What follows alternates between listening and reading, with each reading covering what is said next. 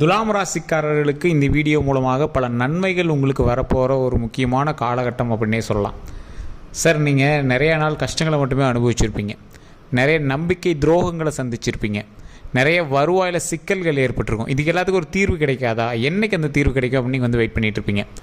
அந்த மாதிரி ஆட்களுக்கு வரக்கூடிய ஒரு 12 நாள் அப்படின்னு சொல்லலாம். இந்த 12 நாட்களில் உங்களுக்கு வரக்கூடிய ஒரு லாட்ரி டிக்கெட் அப்படின்னு வச்சுக்கோங்களேன். இந்த லாட்ரி டிக்கெட்டை கையில் வாங்கி வச்சிங்க அப்படின்னா அதோட வின்னிங் டேட் உங்களுக்கு தெரியும். அந்த மாதிரி இந்த 12 நாள் அது லாட்ரிகிட்ட வாங்குறதும் இல்லை அதை வேண்டான்னு உதாசீனப்படுத்துறதும் உங்களோட கையில் இருக்குது. இப்போ நீங்கள் நடந்துக்கக்கூடிய அந்த 12 நாள் நீங்கள் எப்படி நடந்துக்கிறீங்களோ அதை பொறுத்து தான் இனி வரக்கூடிய காலகட்டங்கள் உங்களுக்கு அமையுது அப்படின்னு சொல்லலாம்.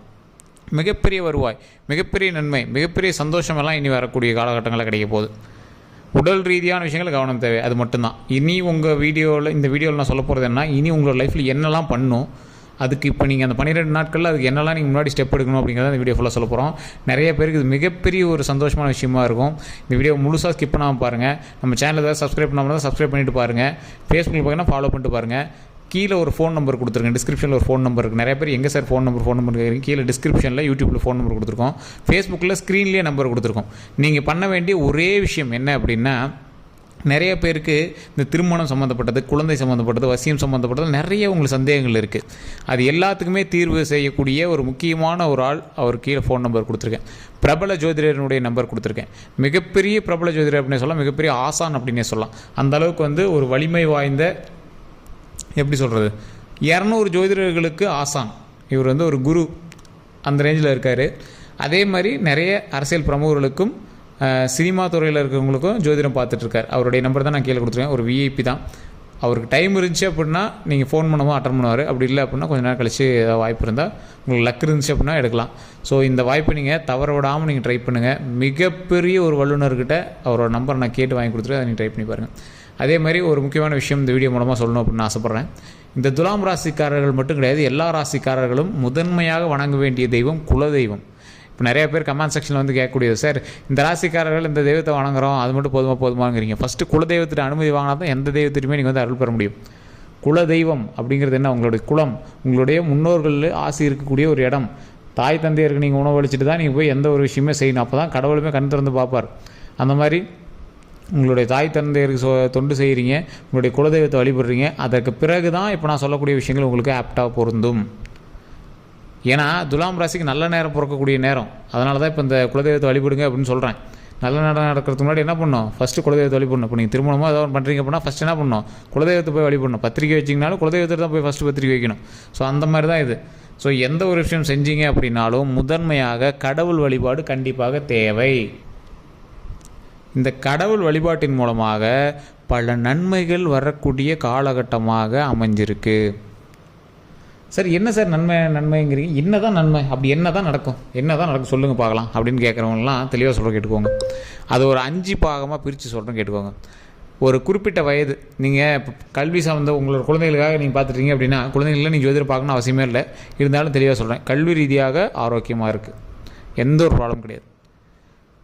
ஒரு காதல் வயப்படக்கூடிய வயது, இந்த வயதில் இருக்கிறவங்க மட்டும் கொஞ்சம் ஜாக்கிரதையாக இருந்தீங்க அப்படின்னா போதுமானது. தொழிலுக்காக தேடிட்டு இருக்கீங்க, வேலைக்காக பார்த்துட்டு இருக்கீங்கன்னா இந்த டைம் உங்களுக்கு ஒரு ஆப்டான டைம் சார். ஒரு அருமையான ஜாக்பாட் அடிக்கக்கூடிய டைம். தேவையில்லாமல் தொழில் அதிக முதலீடு போட்டு லாக் ஆகிடாதீங்க. மற்றபடி உங்களுக்கு வந்து தொழில் நல்லபடியாக அமைவதற்கான ஒரு காலகட்டம். இதில் உங்களுக்கு ஒரு சின்ன சின்ன மாற்றங்கள் இருக்கும். உங்களோட வேலை செஞ்ச இடத்துல நிறைய பேர் ட்ரான்ஸ்ஃபர் வாங்கியிருப்பாங்க, ட்ரான்ஸ்ஃபர் கேட்டிருப்பாங்க, எல்லாம் அது இதுன்னு நிறையா கொஞ்சம் இடமாற்றம்லாம் கண்டிப்பாக இருந்திருக்கும். அது மட்டும் இல்லாமல் உங்களுடைய தொழில் ரீதியான விஷயங்களில் வருவாய்கள் அதிகரிக்கக்கூடிய ஒரு காலகட்டம். இது உங்களுக்கு ஒரு ப்ளஸ் தானே. தொழிலில் கொஞ்சம் வருவாய் அதிகரிக்கக்கூடிய காலகட்டம். என்ன சார் சொல்கிறீங்க, தொழிலில் ஒன்றும் பெருசாக என்ன வருமானம் இல்லையா அப்படிங்கிறவங்கலாம் கொஞ்சம் வெயிட் பண்ணுங்கள். இனி தான் இப்போ தான் சொன்னால வெற்றிக்கான லாட்ரி டிக்கெட் உங்கள் கையில் கிடச்சிருக்கு. அது பொறுமையாக தான் லாட்ரி டிக்கெட் விழுவோம். கையில் இப்போ உங்களுக்கு நம்பிக்கை மட்டும்தான் இருக்குது, விழுகும். பொறுமையாக அந்த நம்பிக்கை பிடிச்சி இருந்தீங்கன்னா லாட்ரி டிக்கெட் விழுகும். அதில் வெற்றி உங்கள் பக்கமாக, வெற்றி நமக்கே கிடைக்கும். ஓகேங்களா? சரி, இது தொழில் ரீதியாக பண்ணக்கூடியவங்களுக்கு. நிலம் வாங்கணும், வீடு வாங்கணும், கார் வாங்கணும் அப்படிங்கிறவங்களாம் இந்த காலகட்டம் ஒரு சூப்பரான காலகட்டம். ட்ரை பண்ணிங்க அப்படின்னா போதுமானது. அதை நோக்கி உங்களை வந்து அப்படியே எடுத்துகிட்டு வந்து அந்த பொருள்லாம் வாங்க வைக்கும். சார் கடன் இருக்குது சார், அந்த கடன் எப்போ சார் அடைக்கிறது? கடன் எல்லாமே சீக்கிரத்துக்கு நிறைய வருமானம் வரக்கூடிய காலகட்டம். ஆனால் அது படிப்படியாக தான் தீரும். ஒரே வாரத்தில் தீரும் அப்படின்லாம் சொல்ல முடியாது. கொஞ்சம் படிப்படியாக, சிலது வந்து ஒரு சில மாத கணக்கு கூட எடுக்கலாம். ஸோ கொஞ்சம் கொஞ்சமாக சார் கொஞ்சம் கொஞ்சமாக இருந்தாலும் ஓகே தான் சார், கடன் தீர்ந்துச்சுன்னா ஓகே சார் அப்படிங்கிறவங்களாம் இனிமேல் கடனே இருக்காது சார், கடன்லாம் தீர்த்து நல்ல வருமானம் வரக்கூடிய ஒரு காலகட்டம் தான். அதனால் நீங்கள் பயந்துக்காமல் செயல்படலாம். திருமணம் ஆகாமல் இருக்கிறவங்களுக்கு திருமணம் கைகூடி வரக்கூடிய ஒரு காலகட்டம். காதல் பிரச்சனை இந்த மாதிரி விஷயங்கள்லாம் கொஞ்சம் எதிர்பார்த்த மாதிரியே கொஞ்சம் இருக்காது, அதெல்லாம் கொஞ்சம் பார்த்து தான் செயல்படுத்தணும்.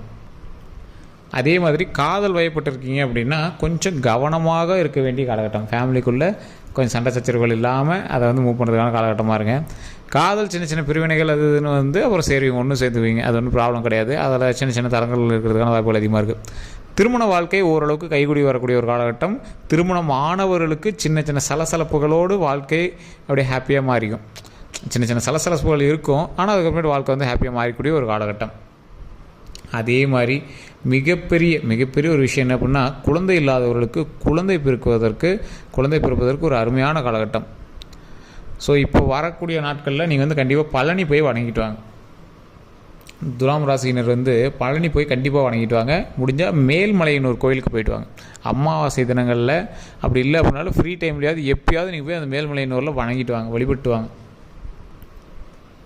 மோஸ்ட்லி இந்த துலாம் ராசியினருக்கு வந்து கொஞ்சம் முன்னாடி வந்து கொஞ்சம் குழந்தை பேர்லாம் வந்து பார்த்திங்கன்னா ஒரு வருடம் 2 வருடம் கழித்து தான் வந்து போய் கடவுள்கிட்ட வணங்கின பிறகு தான் வந்து உண்டாகிறாங்க. இது நிறைய பேர் நம்ம வந்து பார்த்த ஒரு விஷயம். துலாம் ராசினர் ஒரு சிலர் வந்து முன்னாடியே இது பண்ணி ப்ரெக்னென்ட் ஆகிடுறாங்க.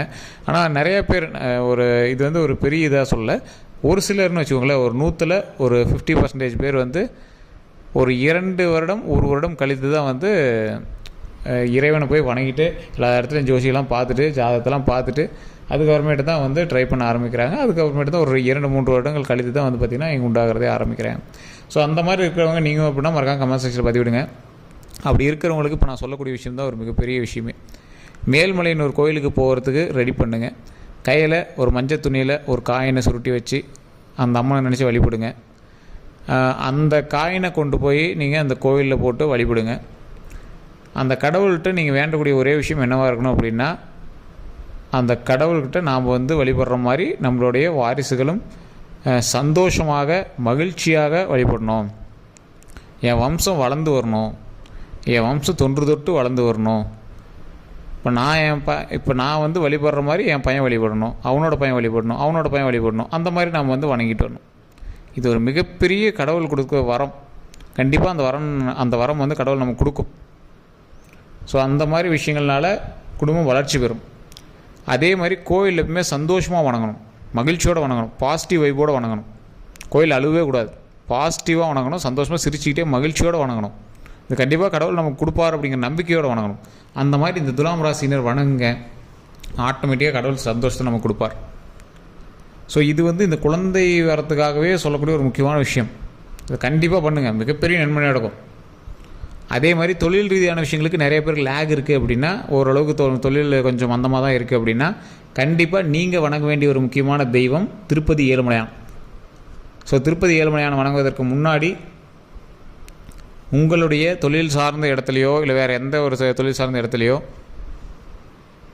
நீங்கள் வழிபடக்கூடிய திருப்பதி ஏழுமலையானோட புகைப்படத்தை வச்சு, அதுவும் லக்ஷ்மியோடு இருக்கிற மாதிரி சில புகைப்படம் இருக்கும், அதாவது கால்கிட்ட லக்ஷ்மி இருக்கிற மாதிரி இருக்கும், அந்த மாதிரி புகைப்படம் வைக்கக்கூடாது. ஒரே ஒரு திருப்பதி ஏழுமலையான் சிலை நின்றுட்டு இருக்கிற மாதிரி ஒரு சிலையை வச்சு வழிபடணும். அதை நீங்கள் வச்சிங்க அப்படின்னா அதுக்கு தகுந்தாற் போல் அதுக்கு பூஜை பண்ணணும், இல்லை பூ வைக்கணும், மலர் வைக்கணும், ஏதோ ஒன்று வச்சு வழிபட்டுகிட்டே இருக்கணும். அதை வச்சேன் சார் அது ஒன்றும் பெருசாக தெரியல அப்படிலாம் சொல்லக்கூடாது. அதை வச்சிங்கன்னா அதுக்கு தகுந்த மாதிரி பூஜையோ இல்லை ஏதோ ஒன்று இருக்கணும். அதுக்கு திருப்பதி ஏழுமலையான் வந்து எந்த கோயிலையுமே பாருங்கள், திருப்பதி பெருமாள் கோயில்னு எதுவுமே மூடி வச்சிருக்கவே மாட்டாங்க. வாரத்தில் சனிக்கிழமை கன்ஃபார்ம் ஓப்பன் பண்ணிவிடுவாங்க. மற்ற எந்த கோயிலுமே கூட கொஞ்சம் நாளைக்கு கூட மூடி வச்சு கூட அப்பப்போ வேணாலும் ஓப்பன் பண்ணுவாங்க. ஆனால் அந்த பெருமாள் கோயில் மட்டும் தினசரி வணங்கக்கூடிய கோவில். மும்மூர்த்திகளில் பிரம்மாவுக்கு வந்து கோவில் கிடையாது, வனம் தான். வனமாக இருக்கக்கூடிய எல்லா இடமும் பிரம்மாவுக்கு. சிவாலயங்கள் வந்து அமைதியினுடைய சொரூபமாக காட்சியளிக்கக்கூடிய ஒரு இடம். ஆனால் அந்த பெருமாள் கோயில் மட்டும் வந்து பார்த்திங்கன்னா நல்லா சலசலப்போடு அப்படியே சாமி கும்பிட்டுட்டு அப்படியே நவுந்துகிட்டே இருப்பாங்க. பெருமாள் கோயிலில் சாமி கும்பிட்டு உட்கார மாட்டாங்க. ஏன் அப்படின்னா பெருமாள்கிட்ட லக்ஷ்மி தேவியார் இருப்பாங்க. வணங்கிட்டு உட்காந்து அங்கேயே லக்ஷ்மி தேவி உட்காந்துடக்கூடாது அப்படிங்கிறதுனால சாமி கும்பிட்டோன்னே வீட்டுக்கு வந்துடுவாங்க. ஏன்னா லக்ஷ்மி தேவி இங்கே வந்துடும்ல, லக்ஷ்மி வந்து நம்ம வீட்டுக்கு வந்துடும். அந்த லக்ஷ்மி வரும்போது அதனுடைய செல்வத்தையும் நமக்கு கொண்டு வரும். அதனால தான் பெருமாள் கோயிலில் யாரும் சாமி கும்பிட்டு உட்கார மாட்டாங்க. ஸோ அந்த திருப்பதி ஏழுமலையானுடைய நின்று கொண்டு காட்சியளிக்கக்கூடிய திருப்பதி ஏழுமலையானுடைய புகைப்படத்தை வைத்து வழிபட்டால் மிகப்பெரிய நன்மை உண்டாகும் இந்த துலாம் ராசினருக்கு. ஓம் திருப்பதி ஏழுமலையான போற்றி, ஓம் திருப்பதி ஏழுமலையான போற்றி, ஓம் திருப்பதி ஏழுமலையான போற்றி அப்படின்னு மறக்காம கமெண்ட் செக்ஷன் மூணு டைம் பதிவிடுங்க. அதேமாதிரி நீங்கள் ஃப்ரீ டைமில் கண்டிப்பாக நீங்கள் வந்து எப்போ ஃப்ரீயாக இருக்கீங்களோ அப்போ வந்து வாயில் உச்சரித்து பாருங்கள். மிகப்பெரிய நன்மை கிடைக்கும் சார். இது நிறைய பேர் தெரியாத ஒரு விஷயம். மிகப்பெரிய நன்மை கிடைக்கும். நீங்கள் போக போக அதை வந்து ஃபீல் பண்ணுவீங்க. ஸோ நிறைய பேர் நிறைய சந்தேகங்கள் இப்போ வந்திருக்கோம். சந்தேகங்களுக்கு கீழே கொடுக்கக்கூடிய கமெண்ட் செக்ஷனில் டிஸ்கிரிப்ஷனில் ஃபோன் நம்பருக்கு அதுக்கு நீங்கள் வந்து ஃபோன் பண்ணி பேசி தெரிஞ்சுக்கோங்க. கமெண்ட் செக்ஷனோட கருத்துக்கள் டைப் பண்ணுங்கள். அதே மாதிரி ஃபேஸ்புக்கில் பார்த்துருக்கீங்க அப்படின்னா ஸ்க்ரீன்லேயே நம்பரோடு இருக்குது. அந்த நம்பருக்கு நீங்கள் வந்து கான்டாக்ட் பண்ணி பேசிக்கலாம். உங்களோட கருத்துக்கள் எதுவாக இருந்தாலும் மறக்காமல் சொல்லலாம். எல்லோருக்கும் நன்றி நண்பர்களே. இதுவரை நம்ம சேனலை சப்ஸ்கிரைப் பண்ணாமல் தான் சப்ஸ்கிரைப் பண்ணி பக்கத்தில் பெல் பட்டன் மறக்காமல் ப்ரெஸ் பண்ணிக்கோங்க. எல்லோருக்கும் நன்றி நண்பர்களே.